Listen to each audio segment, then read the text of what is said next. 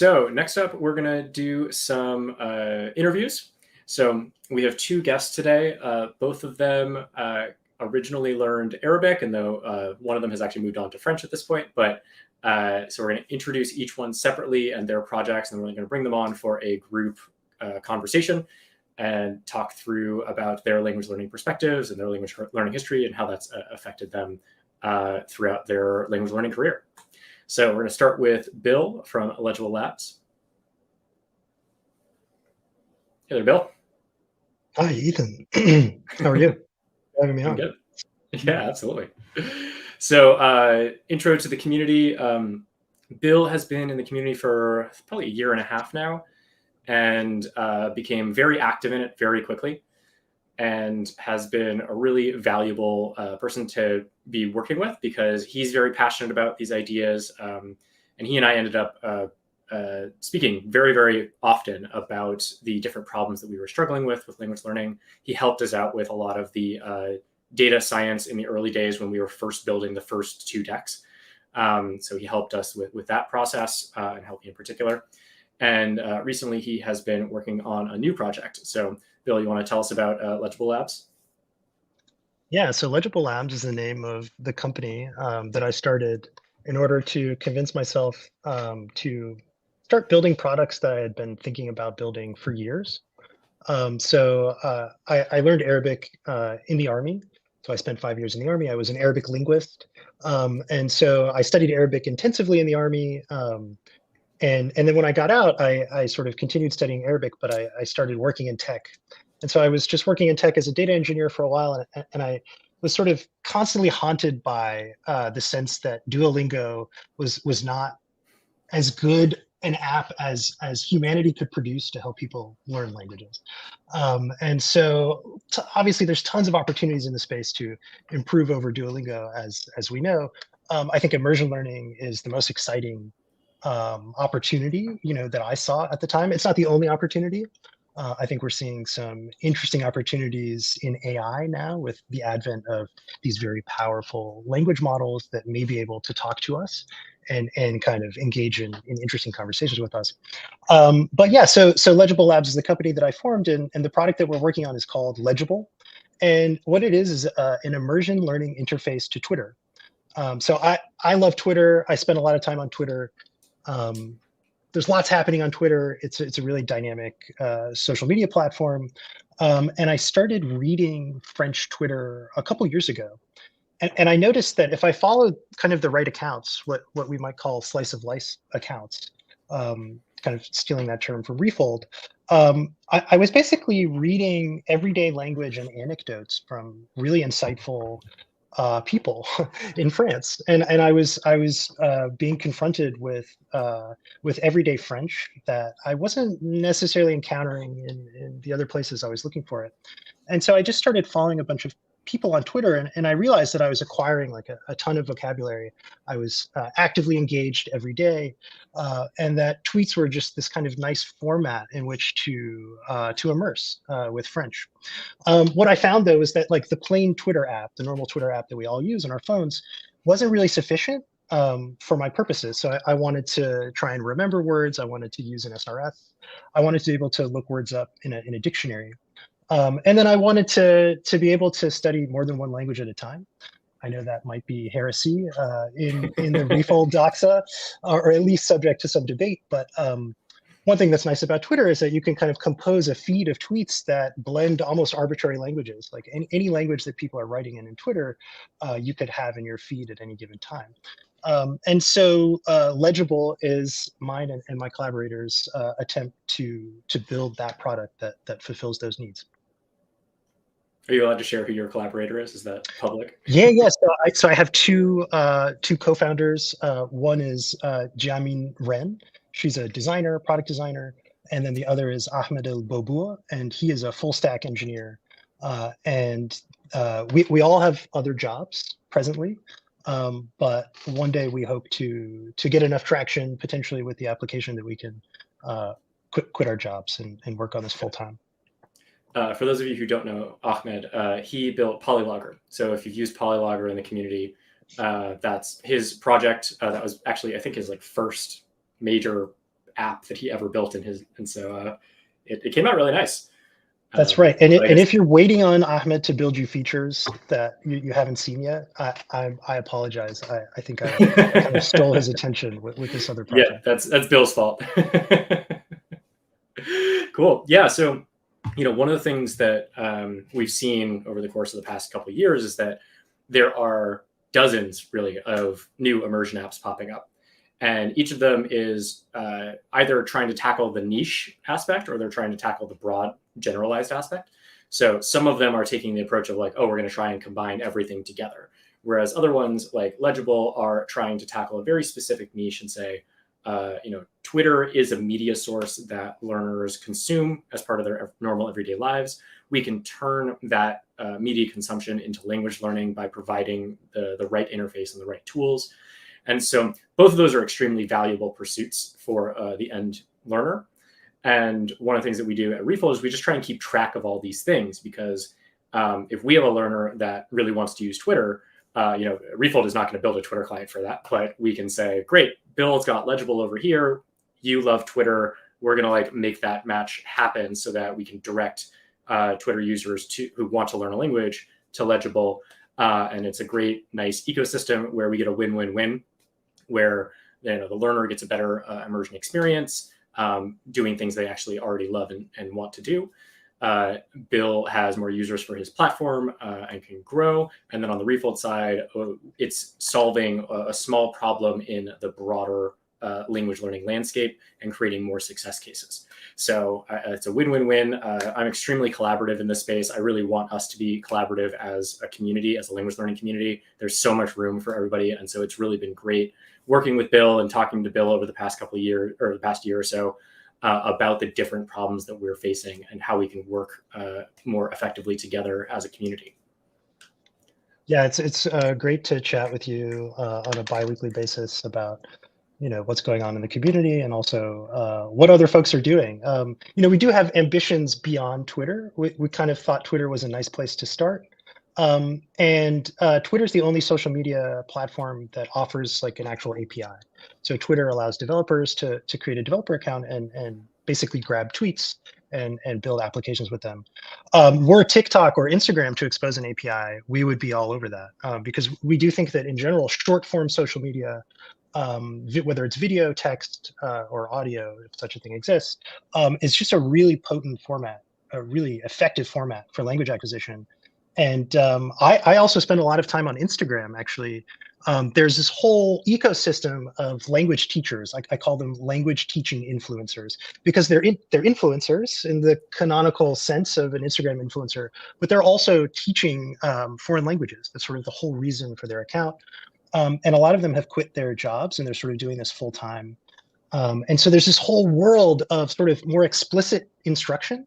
I think it shares some of the properties of immersion in the sense that some of these accounts, they only speak in the target language in the sense of an immersion classroom. But we'd love to also convince some of those folks to post their content on Twitter, because I don't know, I love it. I find it really helpful to have explicit instruction in the target language every once in a while. Yeah, absolutely. And I totally agree that the short form content has been very useful for me personally. I used to think it was silly, and then I got into it and it's so addictive. And so if you can turn that addiction into a productive pursuit like language learning, I think that's extremely valuable for everyone involved. Agreed. Cool. So on that note, Bill's going to drop off for a couple minutes. We're going to introduce our second guest, and then we'll have him back on for our full conversation. Thanks, Ethan. See you soon. Yep.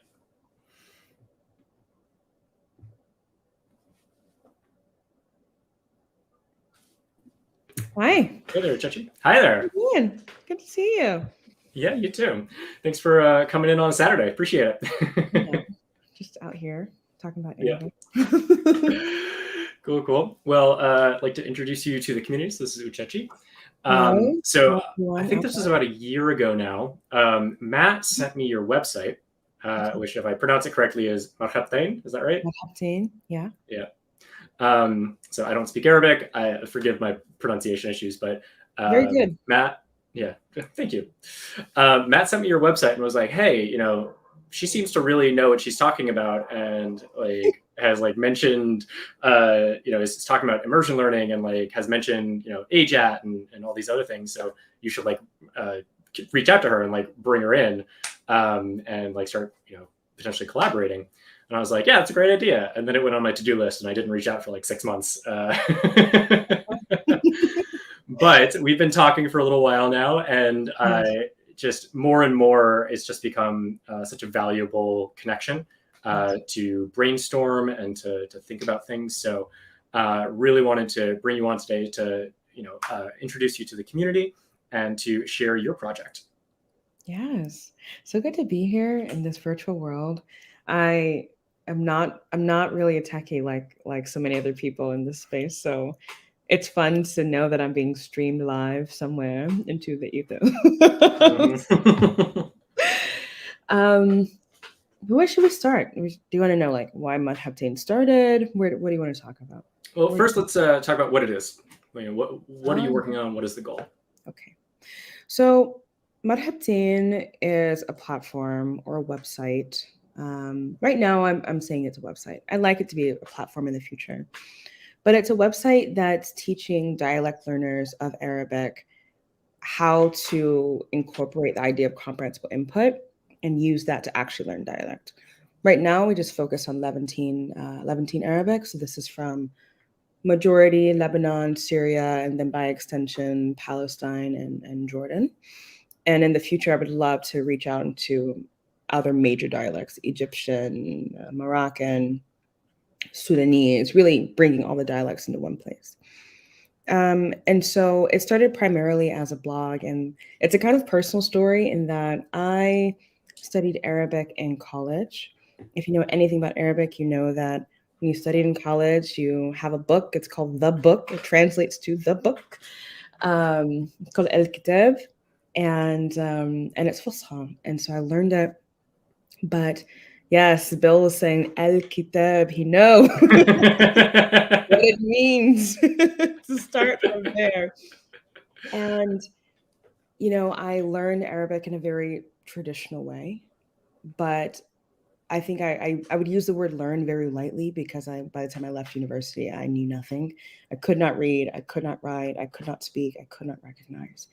And so when I learned about comprehensible input, I really wanted to put it into place, but I had only seen it with Asian languages.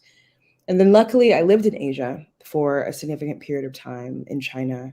And I put it to use and learned Chinese. I was like, okay, we can do this with Arabic, but I've never seen it done before. And I was looking all over the internet. I was looking for all sorts of sources, blogs, resources for someone who had laid out the process. And no one had. So the pandemic happened, had nothing to do. And I thought, fuck it, I'm going to learn Arabic. And I'm really going to use it I'm going to learn it through this comprehensible input method. And I'm going to document it so that when I'm 80, I know what I did, but then also someone else who wants to come behind me and learn it can do the same. And so that's how Marhabtain started. It was just a blog for my whims. And then as the community grew and more people started to actually use the methods, it's grown into a site where you can buy books that are translated into Levantine Arabic, which has never been done before. You can buy... And that's something you do, right? Yes, that's something that I do with another team member called Majd, who I wish was here. She just got asylum in France, so we're so happy for her. We translate books. There's a course that takes you through the entire comprehensible input method from 0 to fluent. So it's called 0 to fluent in Levantine Arabic. And it's growing from there. But my goal is to expand it across all dialects and not just have it specifically be about Lebanese, Syrian, Palestinian, and Jordanian Arabic. Cool. And so I don't know a huge amount about Arabic, but I have learned from my community that one of the issues, and something that Bill has told me, is that Arabic is actually 14 languages in a trench coat. In a trench coat, rather. In a trench coat, just like the guy who's like, hey, it's like when you have children standing up on top of each other. I don't know if you know that trope, the like you have short people standing on top of each other and pretend to be human. But it's a whole bunch of different what we call dialects, but are actually like significantly different languages. And then the other major challenge is that, when you have a language like Japanese, you've got tons of content where you've got matching closed captions, and that just doesn't seem to exist in Arabic because all of the closed captions are in modern standard Arabic rather than the actual dialect that people are speaking. Yes. And so it seems to create this really difficult environment for immersion learners who want to use these methodologies for Arabic. Yeah. And so I think it's really admirable that you're saying, like, well, if nobody else is going to do it, I'm going to do it. Just start writing taking books and just translating them over. Yeah, we have to translate. Yeah. It's kind of my approach. I mean, this is the part of me that would like to have a technological bone, because I think then we can move a lot faster. We can bring out a lot more resources more quickly to more people. But what you're talking about is really true. And I think it is a big struggle in the Arabic learning world, because it takes a lot more brute force, a lot more brute energy to learn this language if you have to play a role in every single part of the journey. It's made me a better Arabic speaker and Arabic sort of world understander because of it. But my goal with Marhabtain is actually to reduce all of those things that cause fatigue, so that people can actually one day watch a TV show and just see the subtitles and move on with their life. Yeah, so, sure. Maybe Arabic will be as supported as Japanese is. Yes. I mean, they have very different histories, and I think that's also part of why Arabic dialects are not really spoken or learned on the outside of the Arab world. Sure. But I have truly seen in the past, it's really interesting comparing when I was first learning Arabic, 10 years ago to now, and the internet. So Bill talked about using the APIs or using social media even to learn language. And I laughed to myself, because I remember once sitting with a friend who's Syrian maybe a few years ago, and I was talking to her about a show that I like, but how I love to read the comments on YouTube even more. Yeah. And even before I could say this out of my mouth, she was like, don't you watch the comments? Don't you read them? And I felt this moment of, great, I'm doing something that a native is doing, but also that the internet is lending an ability to learn this in a much more local, natural level that did not even exist 10 years ago. So I think it has really, for the speed of Arabic, it's moved very quickly. Compared to other languages, it's still behind, but we've made a lot of progress, I think. Awesome. Yeah. Cool. Well, on that note, let's bring Bill back into the conversation. Hey, Bill. Hello. Bill, I'm not a tweeter. I can't be in that universe.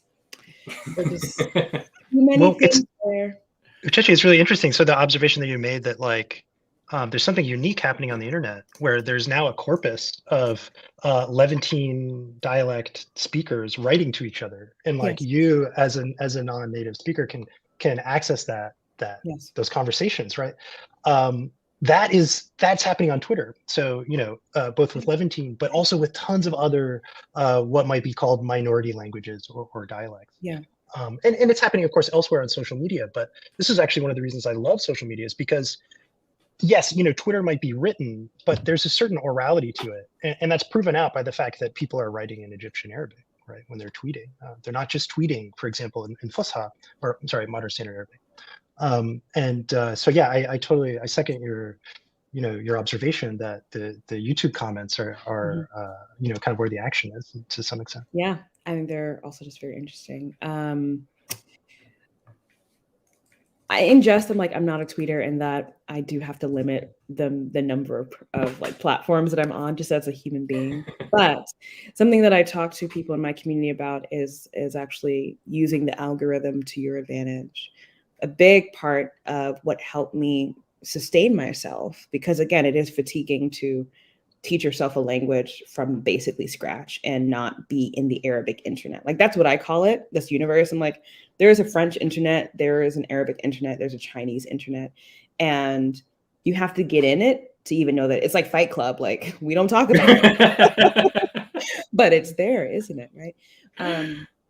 And so for those who are in Twitter, I'm sure that that algorithm actually then tends to work towards you. And I found that on every single platform, once you just start clicking around enough, the algorithm will then present to you all the new things that you can start enjoying and exploring in that language. And so, thinking about this world of comprehensible input that we're living in and how we would suggest people, go after things that you're already interested in. Social media, for better or for worse, the fact that it's listening to you and is presenting you back to you, I found to be incredibly helpful in terms of finding more content that you would actually be aligned with in that target language. Yeah, so Ethan and I have talked at length about the opportunities that lie in those technologies. So the underlying technology is a recommender system or a content recommendation engine. And one opportunity I think that Ethan and I agree exists is like YouTube can definitely recommend you things you might be interested in. It doesn't necessarily know how much Arabic you already know, though. It's not modeling your vocabulary in Arabic. It's not necessarily able to really capture like comprehensibility. But there's no reason that it couldn't. And in fact, we can sort of make adjustments to these algorithms to do something similar to what they already do, but also take comprehensibility into account, such that your feed could be populated with content that is more comprehensible than what a YouTube or a Twitter might give you natively. And it's something we're pursuing at Legible Labs. And I'm not sure if that project is still prioritized given the kind of recent refocusing around coaching, but I know Ethan and Josh were thinking about doing something similar with YouTube. Yeah, we've basically built the V1 of it, and we're using it internally. So like our internal team is playing around with it. But yeah, it did get deprioritized so that we could focus on the coaching stuff. We just decided that was a better focus for us, and sort of like our niche as a company aligns much more with the human side rather than the tech side. So the tech has been sort of put on hold, at least for the time being, but we'll get back to it in the not too distant future, I'm sure. Awesome. I would add, I'm specifically thinking about Levantine Arabic, that I actually don't think that this is accurate for Levantine Arabic. And the reason being is that for other languages, you find a wide variety of content that is out there from beginners to advanced. For Arabic dialects, the majority of the content is either intermediate or advanced. So what we lack is beginner content. This is actually where I'm moving into. Can I create good enough beginner content that is comprehensible? But for those who find themselves already in an intermediate phase or an advanced phase, YouTube will actually just begin to recommend you things that are like shows that are rather similar. And depending on the country, the shows are rather similar because it's like in Syria, it's all the same. Like, and when I say same, like the same 20 actors in every single show. I'm not kidding, and I kind of love it. It happens in Spanish media too. Like you'll see the same actor in like 10 different shows. Like, Carlos Ponce is in everything. So it's a weird fluke in that because of the things that we lack in Arabic, at least for the intermediate and advanced levels, you will continue to be pushed around to content that you can grapple with one way or another. But the issue that we really face and why I actually love engaging with, I forgot how you called it, Ethan, like sort of shorter form content, like through social media, is that we have such a desert, let's say, of beginners content that if you're entering it and you don't want to brute force learn everything, as most people don't, it can be very difficult to find things that feel, tangible to you.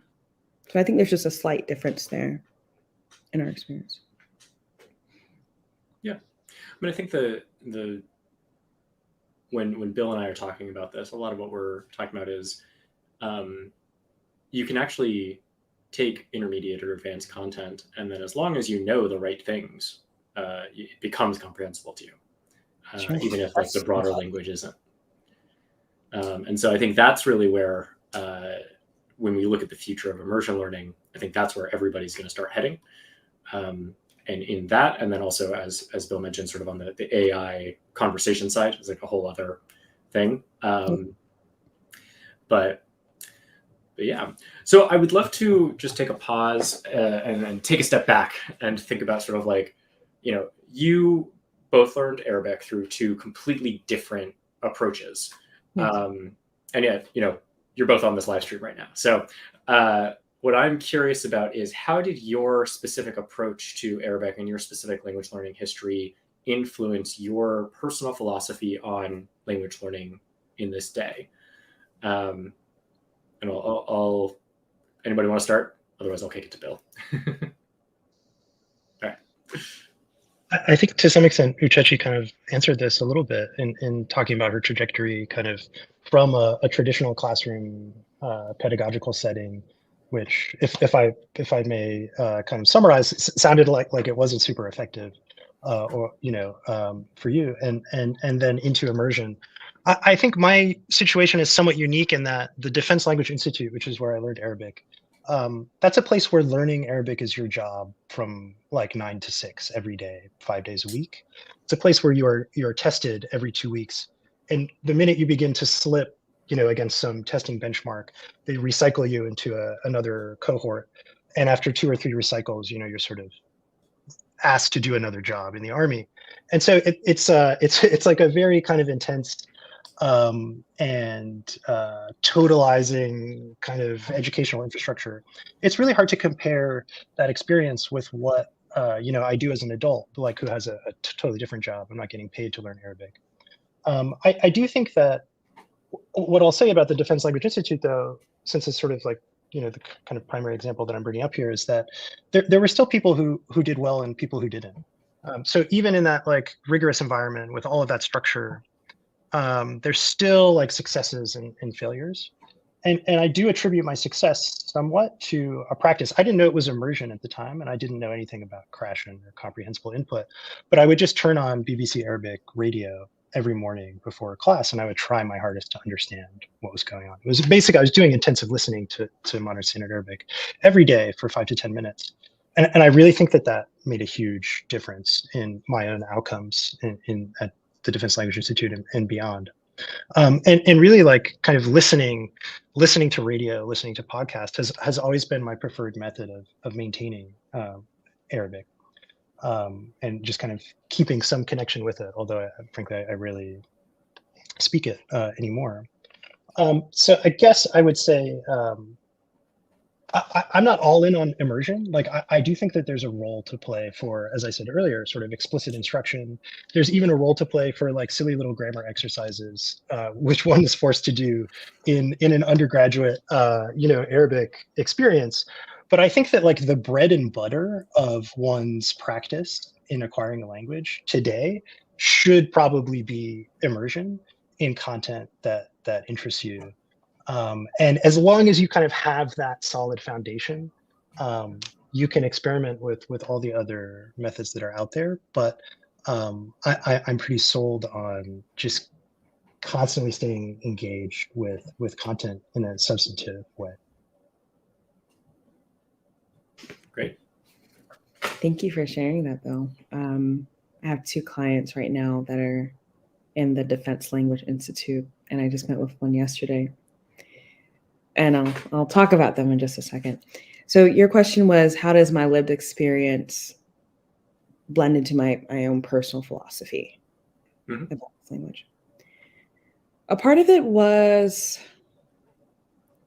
yes, I went to school, and as a pretty high achieving student all my life, I'm like, I do the work, I should get the result, right? Feeling.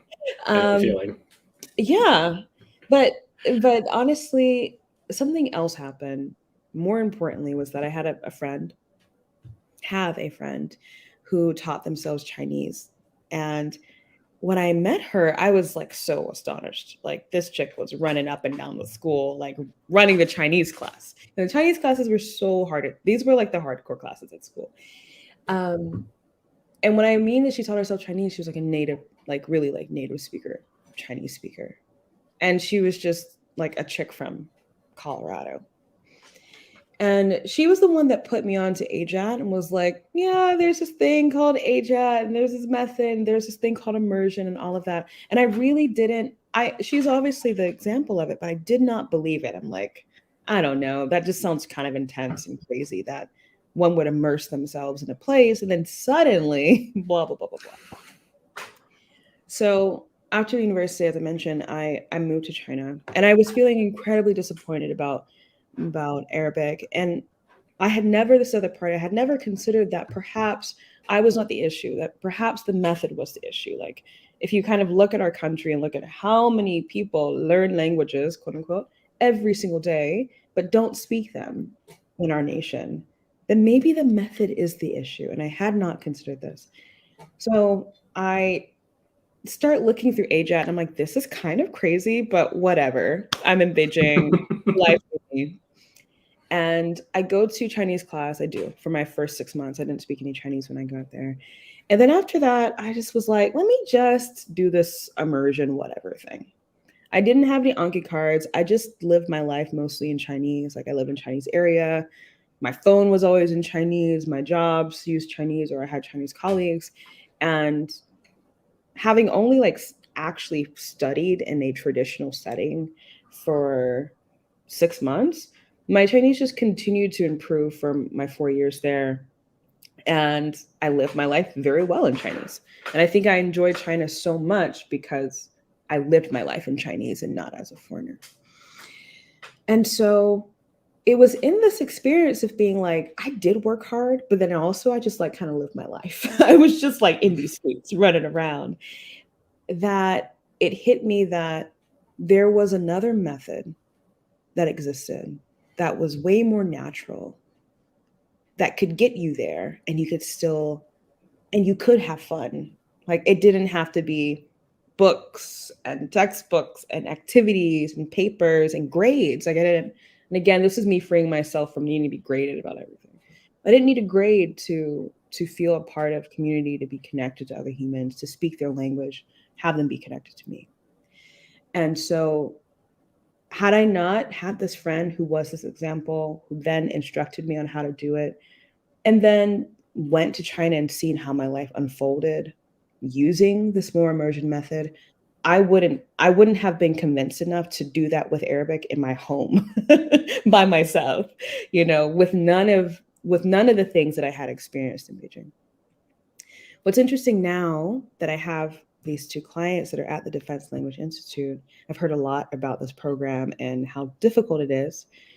One person actually, they went through it, kind of, you know, stumbled and went through the cycle, weren't doing that well. And now that they've used the immersion method, she sent me an email the other day and she was like, I have ACES class, I'm doing so well, and I wouldn't have been able to do this without you.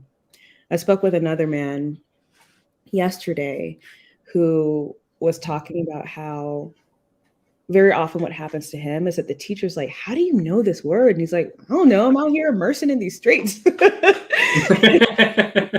You know, it's stuff that would seem really simple to me or maybe really simple to you or even to the teacher, but she's like, how do you know these simple phrases of how to ask someone how they're doing that's not, you know, more formal or something? Or how do you know this word for society? How do you know this word for X, Y, and Z? So it's moments like that that reinforce this belief in myself of this is the way. Like even if I'm having a hard day and even if I'm like, if one more Anki card shows up on my phone, like it reinforces to me that this philosophy is one that actually gets people unstuck. It might not be the only one, but it gets people unstuck. And I think there are more folks that have been stuck and don't know how to get out of there than those who like are really freely learning languages in natural ways. So that's how I would think. Yeah, it's a very common story that you hear. It's something that I've personally experienced with my tutors just on italki, where occasionally my tutor would be like, how do you know that word? Like, how have you ever heard that? It's like, oh, that's like such an idiomatic way to say that thing that you just said, like specifically to Mexico, where she's from. And she's like, where did you learn that? I'm like, I don't know, probably a TV show.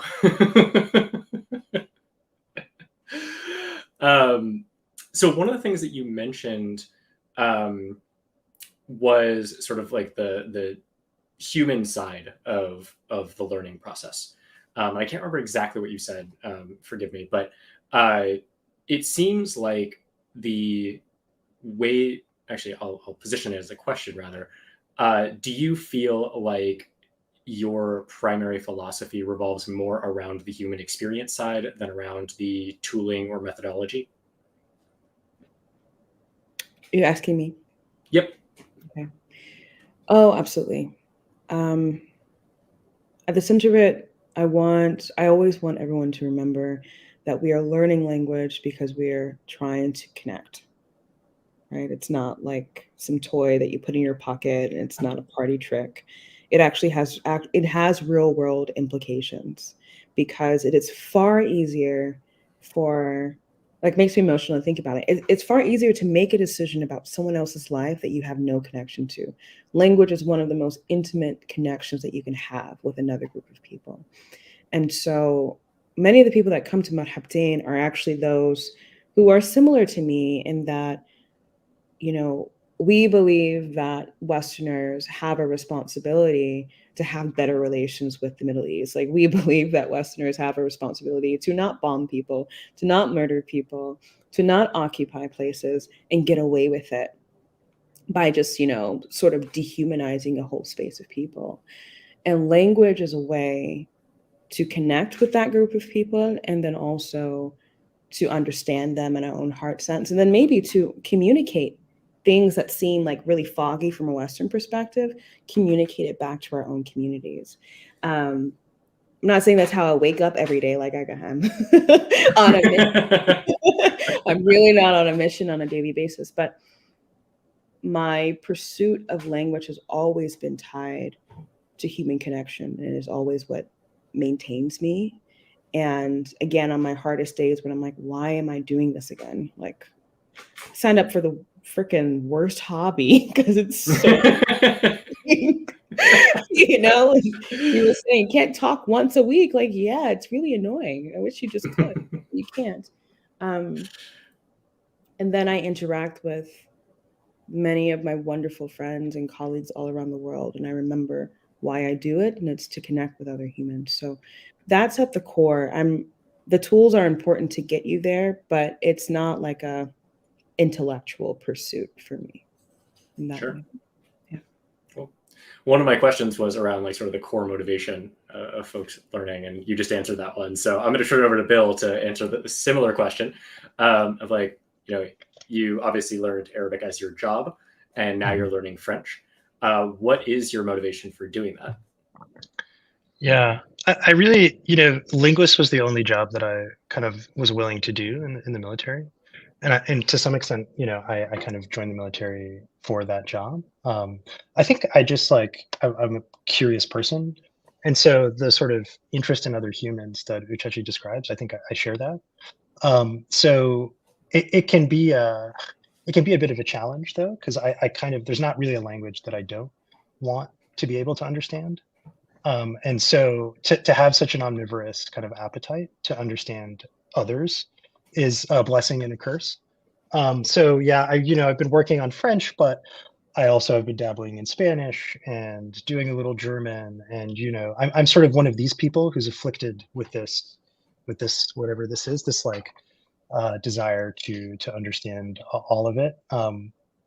But yeah, I almost did a PhD in sociology. I'm fascinated, I think, by others and their experience, and I think Uchechi hit the nail on the head when she said that there's something ineffable, a little bit, about just being able to talk to someone in their language, and not the globally dominant hegemonic English. Sure.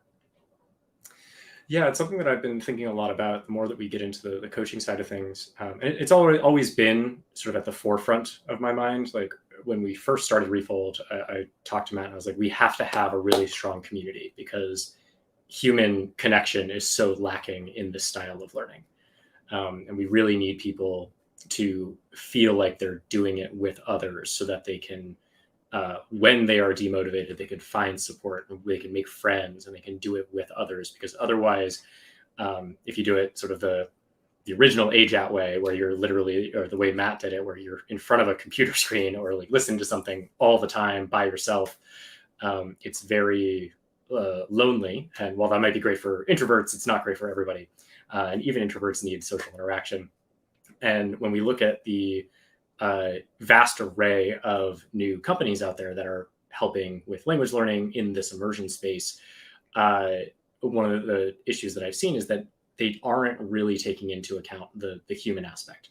They are very focused on the tool and the technology, which is great. It's really important to have that. But in working directly with these coaching clients, it just makes me realize how much a human connection and how much human personalization is important to this process at a level that I don't think I gave enough credit to before starting the coaching. So, I was still, yes, the human connection is important, but I was still doing it more as an intellectual pursuit rather than like a human connection pursuit. And it has definitely changed my perspective on it over the past few months. So thank you for bringing that up and sharing that as a core focus in your motivation. So definitely resonates. So we're coming up on time, and I'd like to do a sort of final round of asking more like broad hope-based questions. So for you, what is your hope for language learning in the future? We're in this massive period of change right now. Things are going to be very different in 10 years, given like all of the new technology that's coming out and all of the people that are, changing to other methods. And for you personally, how do you look at the future, and what are you hoping that the future brings to language learning? I'll turn it over to Uchechi. Yes. While I plug in my computer, glad I just got that little notification. Ben, I love that word afflicted. It's a very good word. It's a very good word, but it's also what I feel. It's an affliction. This is an affliction that we deal with. What I wish for language learning in general, I can't speak for other languages because I think you guys have it good. Like, I was really fluent yesterday. So sure, answer it for Arabic. Exactly. So for Arabic, I'll bring back up Chinese. Chinese has a number of resources that I think are freaking stellar. They're absolutely stellar. And a part of that is because the way that Chinese learning is set up is incredibly standardized, that you can be Chinese level 1, 2, 3, 4, and 5. And between each one, like you would have learned, let's say like 20% more, 30% more language each time. It's an incredibly well-organized pursuit of spreading the language globally. What I would hope for Arabic is that same level of organization and investment. Simply like, what are the 1,000, 2,000, 20,000 words to learn? Like things that can make this language a lot more tangible. I think there are a lot of other technologies that I've seen with Chinese that I would love to create. And so I guess in short, for Arabic to be on the level of other major languages, it is one of the most widely spoken languages in the world. And yet the learning process is shrouded with the mysticism that people think that Arabic is, and yet it's not. And so I would love for, that fog to just be lifted and for it to have a lot of standardization and order that allows for the language to actually truly be learned by much wider groups of people. Yeah.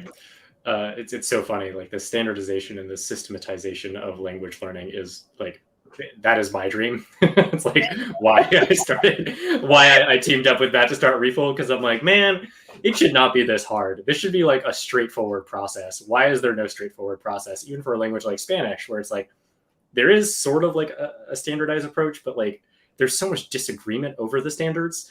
Yeah. Like there seems to be fundamental disagreement over like just the core idea of like, how do people learn languages?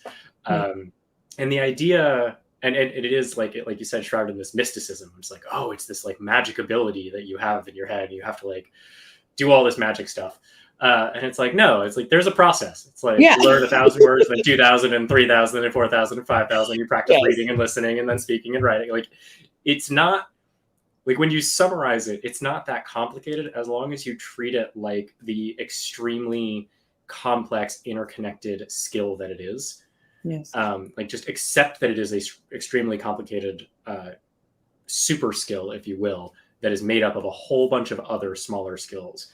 Yeah. But if you can organize them, if you can systematize it, it's not actually that complicated. It just takes a long time, and it's just like it takes a lot of effort. That part. Yeah, I would always totally agree. I was just gonna add, I would always tell clients when they would, because we translate books, and so they pick up a paragraph and like, I don't know what to do, and I'd be like, okay, just remember that like a story is built of paragraphs, and paragraphs are built of sentences, and sentences are built of words. So it's all the same thing.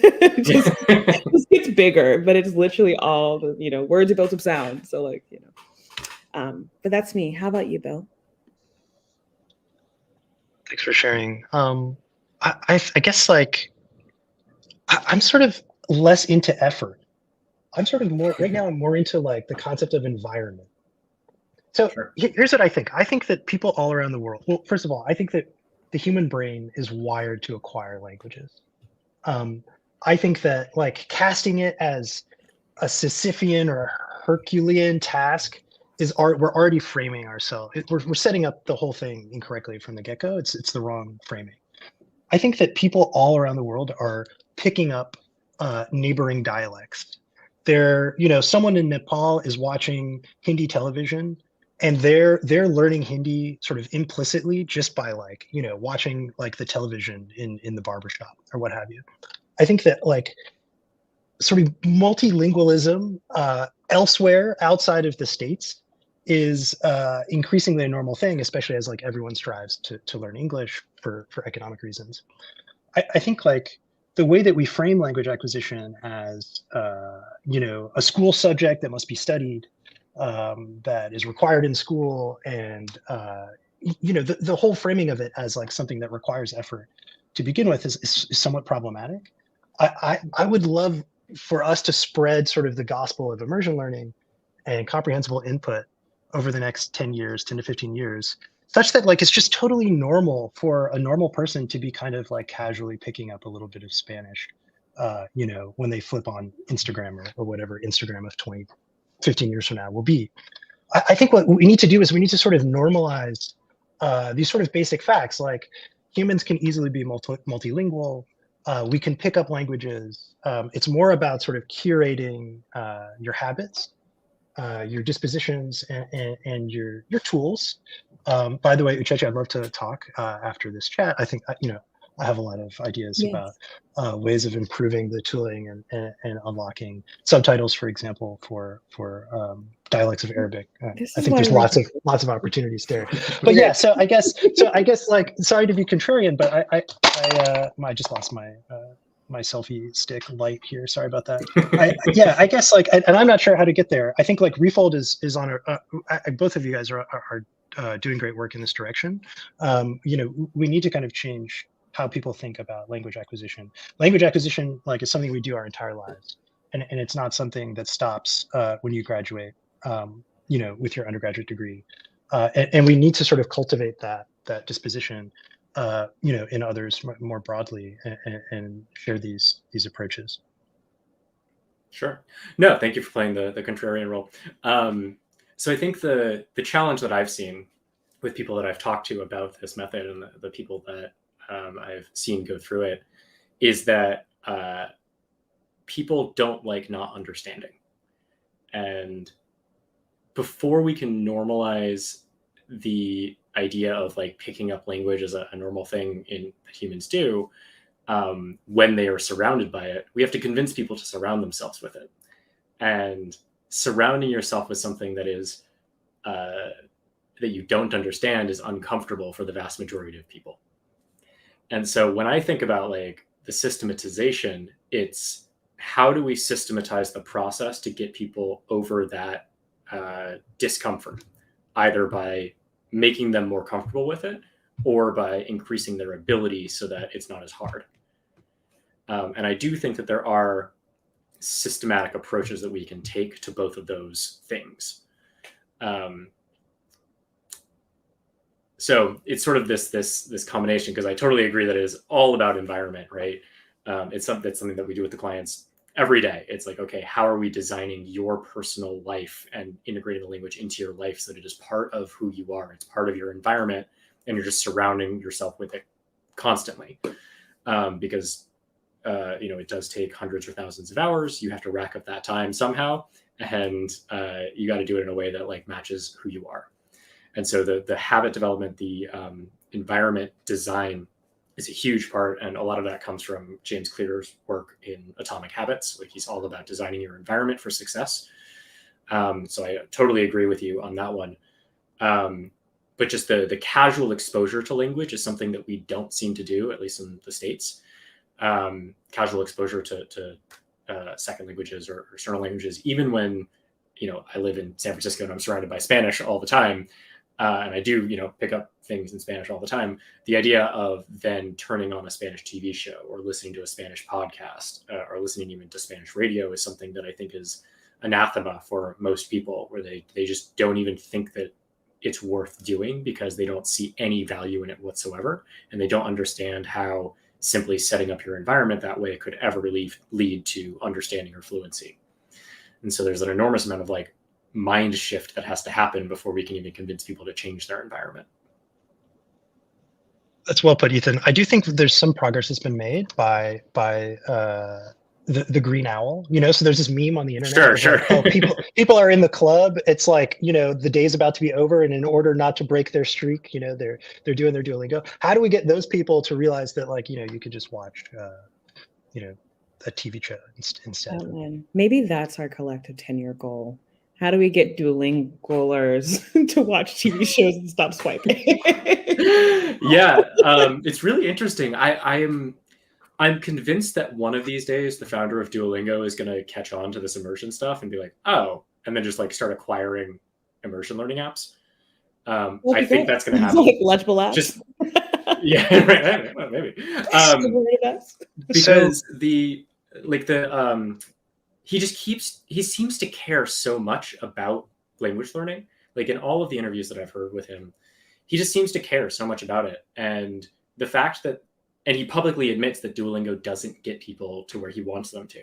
He wants them to get to. And so I think that as these ideas come up, and as these ideas become more popular and more mainstream, there will come a point where I think the founder of Duolingo will be like, oh, maybe there's something to this immersion stuff that we need to like really get on. We shouldn't have started talking about Duolingo this late in the conversation when we really got hot, because obviously it's a major issue. So like, Duolingo is easy to dunk on, but Louis Van On, the CEO, is an incredible human. I encourage everyone who thinks Duolingo is terrible to listen to like a podcast or an interview with that guy. He's amazing. All I'll say, Ethan, is that I know some folks who have worked at Duolingo briefly, and my understanding is that actually they have tried and may still be trying to release some sort of Duolingo TV product that would essentially be a kind of immersion learning. I think that they ran into trouble with licensing, perhaps unsurprisingly, and haven't released it. But my understanding is that there are some internal efforts to do this. Yeah, I mean, there are now 3 companies that I'm aware of that are dealing with the licensing issues. So FluentU, LingoPie, and Nonsense are all trying to tackle the licensing issues around language learning. So I think somebody is setting up the legal framework for it and making those relationships. And I think eventually one of the bigger, maybe Duolingo, will acquire them just to have those relationships. Mm-hmm. I think we found our goal. Yeah, so that's the future of immersion learning. Thank you both so much for coming on today. Really appreciate you sharing your time with us and with the community. It's been great talking to you. It was a very enlightening and fun and interesting conversation. We'd love to have you back sometime. And I'm looking forward to seeing how your various projects blossom into the future. Thank you. So good to be here, and great to meet you, Bill. Thanks, I'm gonna hit Ethan. you up. Nice to meet you. Hang out. Let's do it. Yeah, let's chat. Bye. All right. Thank you both. See you soon.